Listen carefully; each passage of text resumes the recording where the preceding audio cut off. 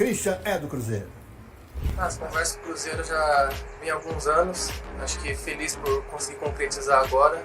Espero que possamos ser muito felizes aí durante bons anos. Estou muito feliz de se apresentar no maior clube do Brasil. Espero que juntos possamos ter uma trajetória muito vitoriosa. Léo, tenho uma boa expectativa sobre o Christian. A gente já tinha falado com ele, já tinha falado sobre ele no meio do ano, que o Cruzeiro tinha um interesse, mas o Atlético Paranaense não iria desfazer desse jogador. Foi um jogador que precisava de mais oportunidades no Atlético Paranaense, já que em outras temporadas ele foi muito bem, mas muito bem mesmo. Seja bem-vindo, Christian, que você possa representar muito bem esse manto e vai ser uma posição disputadíssima, viu, meu amigo? Porque o Romero já é ídolo, o Rodriguinho eu acho que tem boas chances de ganhar muito espaço com o Fernando Diniz, além dos jogadores que estão aí. O Alas, que está se preparando, eu sei que a torcida do Cruzeiro tem uma birrinha dele, mas ele está se preparando muito para fazer uma temporada 2025 diferente do que foi 2024.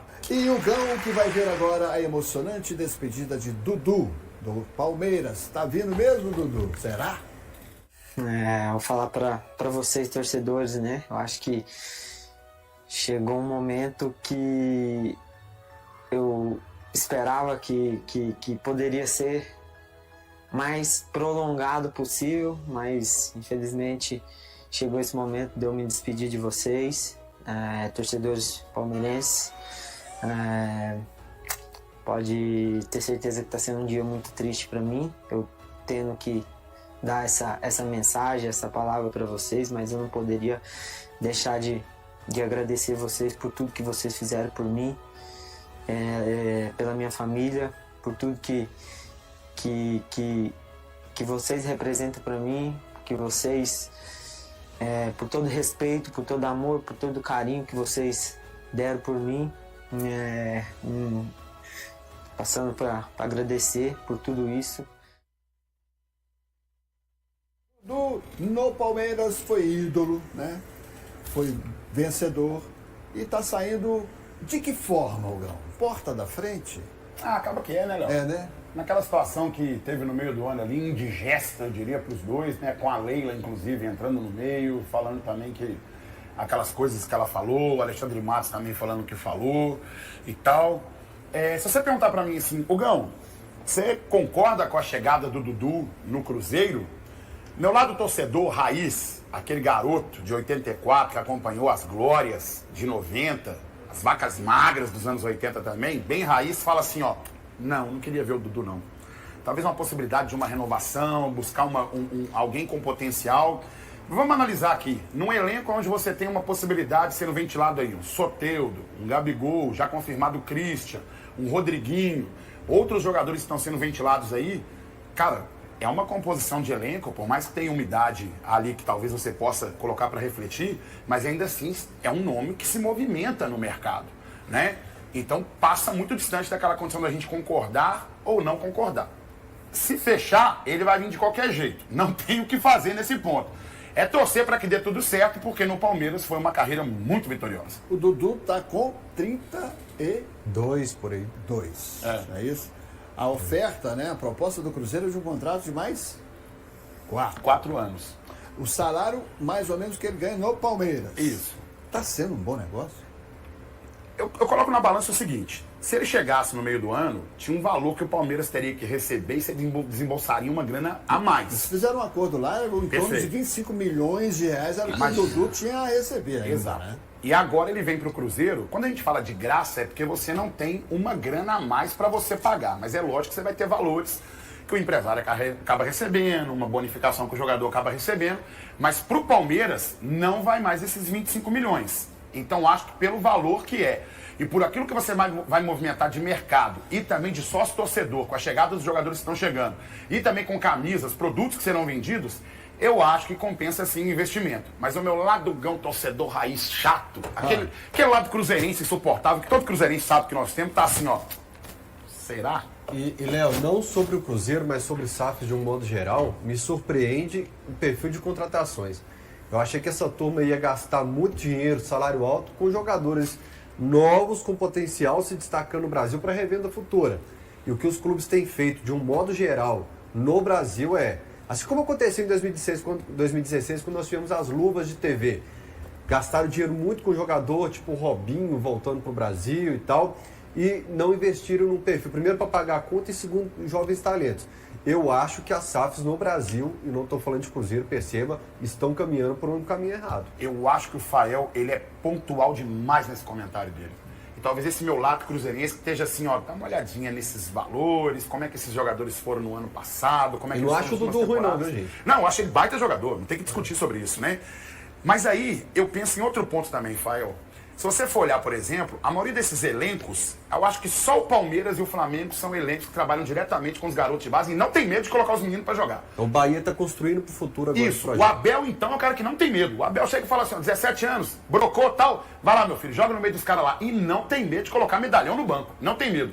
De resto, meu amigo, é todo mundo com os medalhões com a galera mais velha mesmo, porque às vezes a garotada chega e não representa. E agora mais uma despedida do futebol mineiro, essa pra você, Hugão.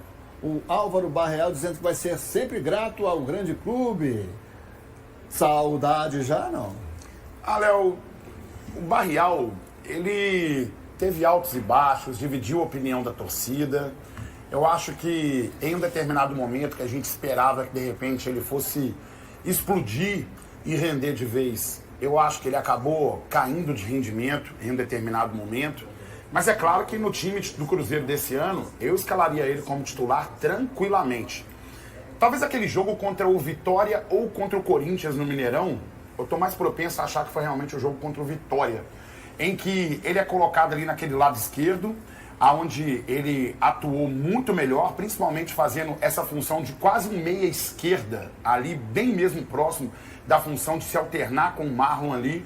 Foi onde ali talvez a gente percebeu qual seria a função ideal do Barrial. Seja feliz, vai com Deus, tudo de melhor para você, Barrial. Obrigado pelo que fez pelo Cruzeiro, mas eu acho que ficou devendo um cadinho de nada. Mas a queda de rendimento do Barrial foi por causa de todo o time do Cruzeiro também, isso aí ele não tem muita culpa. E o Cruzeirão, hein? Só no brasileiro, você está falando? Só no brasileiro. Porque na O Sul-Americana... Cruzeiro, durante boa parte do campeonato, esteve na zona de classificação à Copa Libertadores. Chegou a ser G4. Chegou a derrotar o Botafogo no tapetinho por 3-0. Eu imaginei o Cruzeiro com a Vai chegada... faltar espaço nesse ficou devendo aí. Foi benzinho. Ó, já tô até subindo a lacuna. Eu fiquei com a impressão, e disse aqui no programa, que com a chegada dos reforços da segunda parte do ano, com a chegada do Pedrinho, com a segunda parte do ano do... Você achou que fosse brigar pelo título? Eu pensei que fosse ficar entre os 4 melhores do campeonato. Tô sendo sincero pra você. Eu cheguei a pensar que pudesse até, numa estimativa, num pensamento otimista, brigar pelo título. Mas aí perde o Dineno, aí não consegue... Dineno? Mas o cara era o cara da referência. Ué, era o cara que tava resolvendo. Aí perde, aí não consegue. Aí perde o técnico. O técnico, perde o técnico, o Seabra vai embora. E traz um treinador que tem um perfil completamente diferente. Ficou devendo o Cruzeiro. Não, e o treinador que espera-se que faça um grande trabalho lá no Cruzeiro, né? O Diniz e tal, campeão da Libertadores passado. Primeiro treinador na história do futebol que se manteve, muito provavelmente, no cargo por conta de uma entrevista coletiva explosiva, né? Depois do último jogo. Tava sendo... Ele tava fora, né? Estavam fazendo trairagem com ele lá, Já ele tava meteu frito? a boca e foi. Não, então, mas com o Diniz, o Cruzeiro também decepcionou no brasileiro. Não vou nem falar de final contra a Raça, nem Teve nada. uma vitória, né, mano? Então, continuou mal, então... Não, ficou devendo. Vai põe mais vaga aí. Põe mais vaga. Devendo.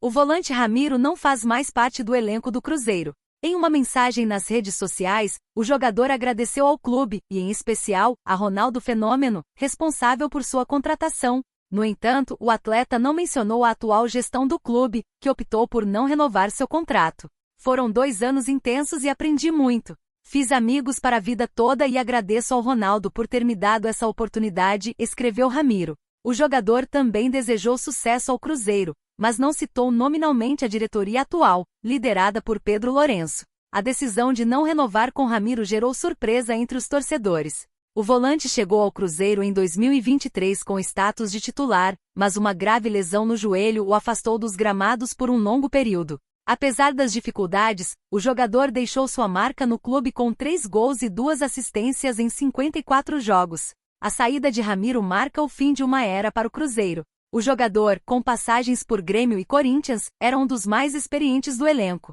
Sua despedida foi marcada por diversas mensagens de carinho de companheiros de equipe, ex-atletas e funcionários do clube. E aí, galera? O que acharam? Deixe nos comentários. Não se esqueçam de deixar o like e de se inscreverem no canal e ativar o sininho para receber as notificações. Até mais, Nação Celeste! Vamos pra frente!